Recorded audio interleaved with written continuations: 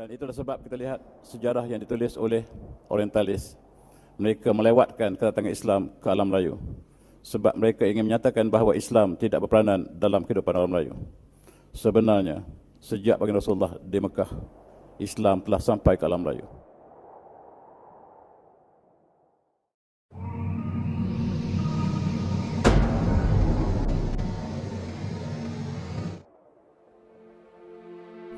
Marilah kita mulakan dengan ayat yang mulia ini. Bismillahirrahmanirrahim. اقتربت الساعة وانشق القمر وإن يروا آية يعرضوا ويقولوا سحر مستمر وكذبوا واتبعوا أهواءهم وكل أمر مستقر ولقد جاءهم من الأنباء ما فيه مزدجر. Ini ialah satu peristiwa yang Allah sebut dalam ayat ini, mukjizat bagi Rasulullah, iaitu terbelahnya bulan yang berlaku pada awal perkembangan Islam di Mekah apabila baginda telah dicabar oleh pemuka Quraisy yang diketuai oleh Al-Walid bin Mughirah dan Abu Jahal serta gerombolannya, minta supaya Rasulullah buktikan kerasulannya dengan membelah bulan pada malam bulan mengambang. Dan kata Rasulullah, apakah kamu akan beriman sekiranya bulan terbelah? Lalu mereka menjawab, ya. Rasulullah berdoa kepada Allah SWT dan bulan pun terbelah. Wansyaqqal qamar. Tetapi sayang, mereka masih tidak beriman. Itulah sifat pemuka Quraisy. Apabila ditunjukkan jelas ayat-ayat Allah, tetapi mereka masih lagi tidak beriman. Telah ditutup hati mereka. Dan mereka mengatakan itulah sihir. Dan mereka mengatakan Muhammad tidak boleh sihir semua manusia. Dan kita tanya kafilah yang bakal datang ke Mekah, apakah mereka juga menyaksikan dalam perjalanan? Dan sekiranya mereka menyaksikan, maka benarlah dia Rasul. Tetapi kalau tidak berlaku demikian, maksudnya hanya kita disihirkan. Itulah ilusi. Dan mereka bertanya kafilah yang datang ke Mekah, dan mereka menjawab bahawa kami menyaksikan peristiwa yang ajaib itu dalam perjalanan, tetapi mereka masih tidak beriman. Lalu Allah turunkan ayat tadi, iqtarabatis saa'ah wansyaqqal qamar.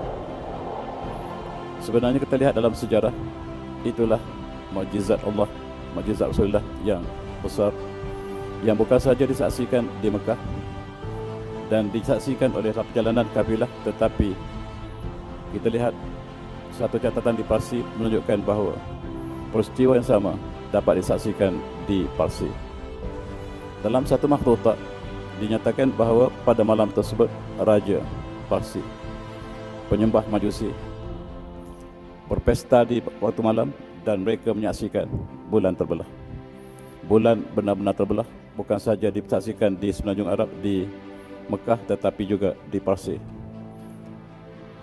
Dan mereka membina bangunan untuk menandakan peristiwa yang ganjil tersebut.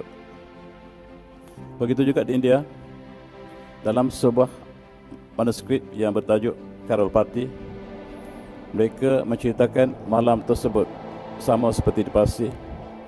Raja Malabar, Raja Kerala sedang berpesta di tepi pantai, dan mereka juga menyaksikan peristiwa bulan yang sama.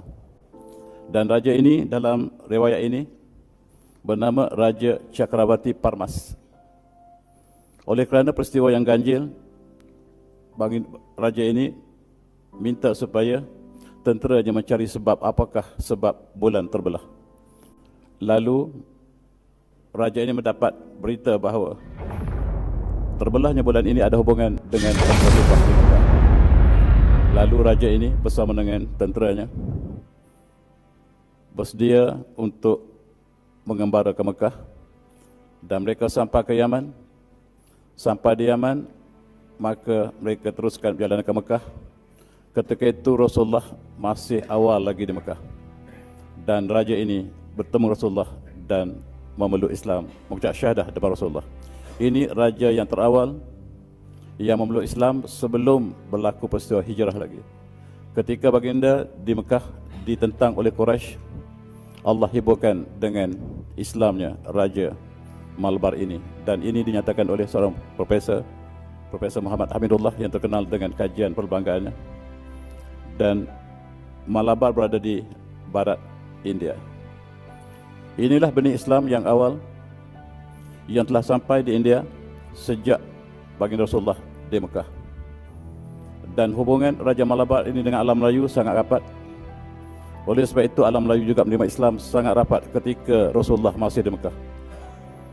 Dan itulah sebab kita lihat sejarah yang ditulis oleh orientalis. Mereka melewatkan kedatangan Islam ke alam Melayu sebab mereka ingin menyatakan bahawa Islam tidak berperanan dalam kehidupan orang Melayu. Sebenarnya sejak baginda Rasulullah di Mekah, Islam telah sampai ke alam Melayu. Barangkali kerajaan belum terbentuk, tetapi masyarakat sebahagiannya telah menerima cahaya Islam ini.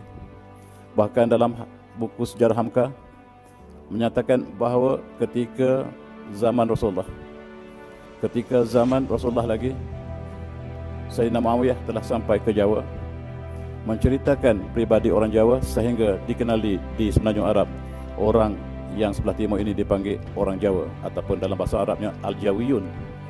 Dan kita disebut orang Jawi sampai hari ini. Ciri orang Jawa yang pertama kali interaksi di antara para sahabat dengan umat Islam, dengan penduduk di rantau ini, menunjukkan Islam sampai ke sini sangat awal. Dalam satu peristiwa ketika Ja'far bin Abi Thalib berhijrah ke Habsyah, ketika umat Islam di Mekah masih ditindas, dan apabila sampai di Habsyah, Ja'far bertemu dengan satu rombongan daripada India Timur. India Timur barangkali India sekarang, barangkali kita di alam raya. Dan telah diislamkan rombongan ini.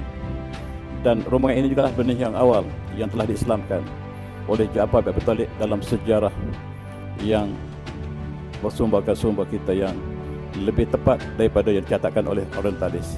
Orientalis sengaja untuk menyatakan Islam sampai di Melaka dalam kurun yang ke-15, sedangkan di Patani kita mendapat catatan bahawa dalam tahun 800 masih kerajaan Patani telah terbentuk dan diperintah oleh Islam.